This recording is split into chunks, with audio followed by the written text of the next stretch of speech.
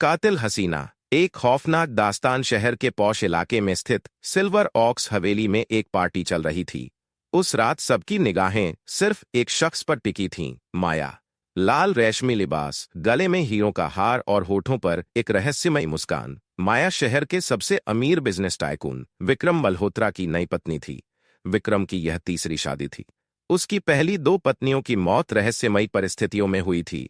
एक की सीढ़ियों से गिरकर और दूसरी की नींद में दिल का दौरा पड़ने से। लोग कानाफूसी करते थे, लेकिन माया की खूबसूरती और उसके प्यार के जाल में विक्रम ऐसा फंसा था कि उसे कुछ और दिखाई नहीं देता था। पार्टी के बीच में विक्रम के पुराने दोस्त और पुलिस इंस्पेक्टर आर्यन ने माया को गौर से देखा। उसे माया की आंखों में वो चमक नहीं दिखी जो एक नई दुल्हन की आंखों में होती है, बल्कि वहां एक ठंडी गहराई थी। शादी के कुछ महीनों बाद विक्रम की तबीयत बिगड़ने लगी। डॉक्टरों ने इसे काम का तनाव बताया, लेकिन आर्यन को शक था। उसने चुपके से जांच शुरू की। उसे पता चला कि माया का पिछला कोई रिकॉर्ड ही नहीं था। वह जैसे आसमान से टपकी थी। एक रात आर्यन ने हवेली के पिछले हिस्से से माया को बाहर निकलते देखा। वह एक सुनसान कब्रिस्तान में किसी अनजान शख्स से मिल रही थी। काम वक्त पर हो जाना चाहिए। माया की आवाज में वो नरमी नहीं थी जो वह विक्रम के सामने दिखाती थी। जैसे ही विक्रम वसीयत पर साइन करेगा, उसका खेल खत्म। आर्यन समझ गया कि माया एक ब्लैक विडो है, ऐसी औरत जो अमीर मर्दों से शादी कर उन्हें ठिकाने लगा देती है। लेकिन माया उससे भी ज्यादा चालाक निकली। उसने विक्रम के दिमाग में यह बात डाल दी कि आर्यन उससे प्यार करता है और उसे पाना चाहता है, इसलिए वह विक्रम को उसके खिलाफ भड़का रहा है। विक्रम ने गुस्से में आकर आर्यन से दोस्ती तोड़ दी। अब माया का रास्ता साफ था। उस रात उसने विक्रम के दूध के गिलास में एक धीमा जहर, स्लो पॉइजन मिलाया। जब विक्रम ने दूध का गिलास उठाया, तभी अचानक कमरे की लाइट चली गई। अंधेरे में एक साया कमरे में दाखिल हुआ। वह आर्यन था। उसने टॉर्च जलाई और माया का हाथ पकड़ लिया। आर्यन, खेल खत्म माया, या कहूं आर्यन, खेल खत्म माया, या कहूं आर्यन, तुम क्या बकवास कर रहे हो आर्यन? मैंने तुम्हारी असली पहचान ढूंढ ली है। तुम उस नर्स की बेटी हो जिसे विक्रम ने सालों पहले एक मेडिकल स्कैम में फंसाकर जेल भिजवाया था। तुम्हारी मां ने वहां खुदकुशी कर ली थी। यह प्यार नहीं, बदला है। माया के चेहरे की मुस्कान गायब हो गई। उसकी आंखों में अब सिर्फ नफरत थी। उसने चाकू निकाला और आर्यन पर हमला किया, लेकिन पुलिस बाहर तैयार खड़ी थी। अंजाम विक्रम सन्न रह गया जब उसे पता चला कि जिस औरत को वह अपनी जिंदगी मान रहा था, वही उसकी मौत की इबारत लिख रही थी। माया को गिरफ्तार कर लिया गया, लेकिन जेल जाते वक्त भी उसने मुड़कर विक्रम की तरफ देखा और कहा, मैंने तुम्हें मारा नहीं विक्रम, लेकिन मैंने तुम्हें हर पल डराकर जो सजा दी है वो मौत से बदतर है। हवेली की रौनक फिर से गायब हो गई और कातिल हसीना की यह कहानी पूरे शहर में एक सबक बन गई। क्या आप पर डर नहीं, बल्कि एक शैतानी सुकून था। वह समझ चुकी थी कि इस दुनिया के कानून से वह नहीं बच पाएगी, इसलिए उसने शक्तियों का सहारा लेने का फैसला किया। ताल कोठरी में काला जादू। जेल की अंधेरी कोठरी में माया ने अपनी उंगली दांतों से काट ली। खून से उसने फर्श पर एक अजीब सा घेरा बनाया और बीच में विक्रम की एक तस्वीर रखी, जिसे उसने चुपके से अपने कपड़ों में छिपा लिया था। आधी रात को जेल के पहरेदारों ने सुना कि माया अजीब भाषा में कुछ बुदबुदा रही है। उसकी आवाज धीरे धीरे भारी होती जा रही थी, जैसे उसके अंदर कोई और बोल रहा हो। राख से जन्मी, राख में मिलूं, पर जिसे चाहूं उसे साथ ले चलूं। हवा का एक ठंडा झोंका जेल की सलाखों के पार गया। मोमबत्तियां, जो वहां नहीं होनी चाहिए थीं, अचानक जल उठीं। माया की आंखों की पुतलियां पूरी तरह सफेद हो गई थीं। उसने अपनी ही कलाई की नसें काट लीं और उस खून से फर्श पर एक प्राचीन चिन्ह बनाया। अगली सुबह जब संतरी गार्ड कालकोठरी का दरवाजा खोलने पहुंचा, तो उसके हाथ से चाबियां गिर गईं। माया का शरीर छत से लटका हुआ था, लेकिन अजीब बात यह थी कि वहां ना तो कोई रस्सी थी और न ही कोई सहारा। वह हवा में झूल रही थी, जैसे किसी अदृश्य हाथ ने उसका गला घोंटा हो। दीवार पर खून से बड़े बड़े अक्षरों में लिखा था, मैं वापस आ रही हूं विक्रम। उधर सिल्वर ऑक्स हवेली में विक्रम अकेला था। रात के 3 बजे अचानक उसके कमरे का दरवाजा अपने आप खुल गया। विक्रम की नींद खुली तो उसने देखा कि कमरे के कोने में माया खड़ी थी।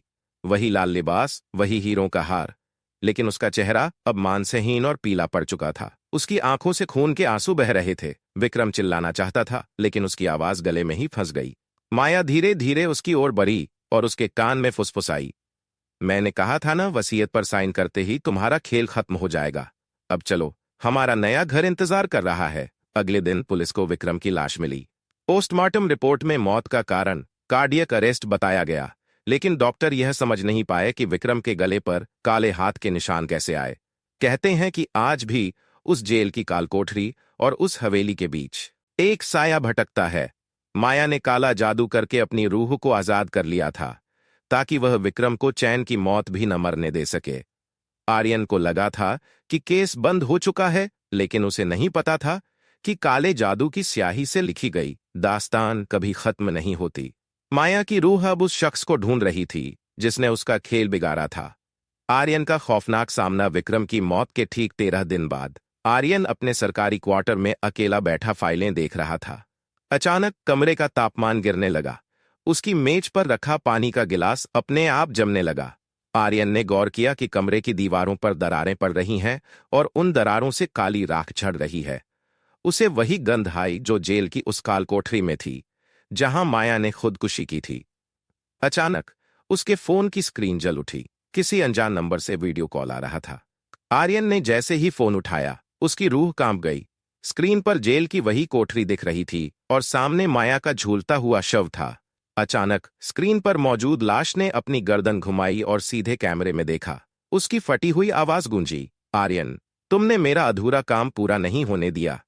आर्यन झटके से पीछे हटा, लेकिन पीछे दीवार नहीं थी। उसे महसूस हुआ कि किसी के ठंडे चिपचिपे हाथों ने उसके गले को जकड़ लिया है। आईने में उसने देखा कि उसके पीछे कोई नहीं था, लेकिन उसके गले पर उंगलियों के नीले निशान उभर रहे थे। हवा में माया की खिलखिलाहट गूंजने लगी। कमरे की सारी लाइटें एक साथ फूट गईं। अंधेरे में उसे माया की चमकती सफेद आंखें दिखाई दीं।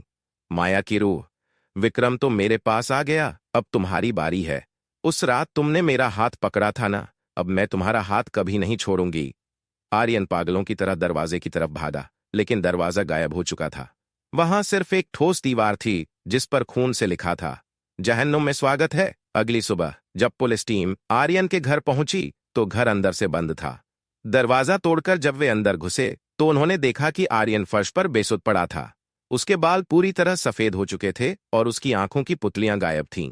वह जिंदा तो था, लेकिन उसका दिमाग पूरी तरह सुन्न हो चुका था। वह बस एक ही शब्द बार बार बुदबुदा रहा था, लाल लिबास, काला जादू, वह आ रही है। आज भी उस शहर के पागलखाने के एक विशेष वार्ड में आर्यन को रखा गया है। नर्सें कहती हैं कि रात के तीसरे पहर जब सब सो जाते हैं तो आर्यन के कमरे से एक औरत के पायल की आवाज आती है, और आर्यन, जो किसी से बात नहीं करता, अचानक मुस्कुराकर कहता है, नमस्ते माया। आर्यन के पुराने सीनियर ऑफिसर ने शहर के सबसे पुराने श्मशान से अघोरी रुद्र को बुलाया। रुद्र के शरीर पर भस्म लगी थी और आंखों में एक दहकती हुई आग। उसने जैसे ही आर्यन के कमरे में कदम रखा, कमरे की खिड़कियां अपने आप टूटने लगीं। रुद्र ने जमीन पर काली राख से एक सुरक्षा चक्र बनाया और मंत्र पढ़ने लगा। अचानक कमरे के बीचों बीच एक काली परछाई उभरी। वह माया थी, लेकिन अब उसका रूप और भी डरावना था।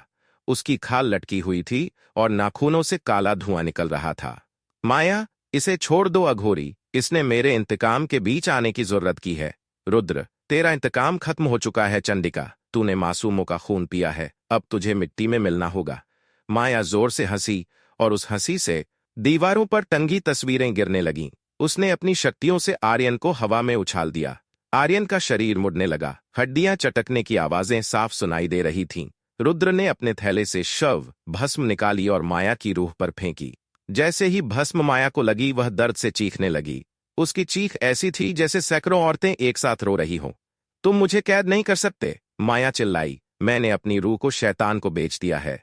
रुद्र ने समझ लिया कि माया को साधारण तरीके से नहीं रोका जा सकता।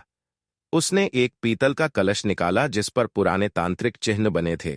उसने अपनी हथेली काटकर अपना खून उस कलश पर छिड़का और पाताल भैरव का आह्वान किया। अचानक फर्श फट गया और उसमें से आग की लपटें निकलने लगीं। माया की रूह उस आग की ओर खींचने लगी। उसने आखिरी बार आर्यन की तरफ देखा और उसके कान में एक ऐसी बात कही जिसे सुनकर आर्यन की रूह कांप गई।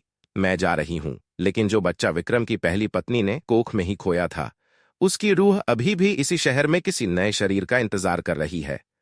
एक जोरदार धमाके के साथ माया की रूह उस आग में समा गई और सब कुछ शांत हो गया। आर्यन होश में तो आ गया, लेकिन वह कभी सामान्य नहीं हो पाया। कुछ महीनों बाद शहर के एक अनाथालय में एक छोटी सी बच्ची का जन्म हुआ।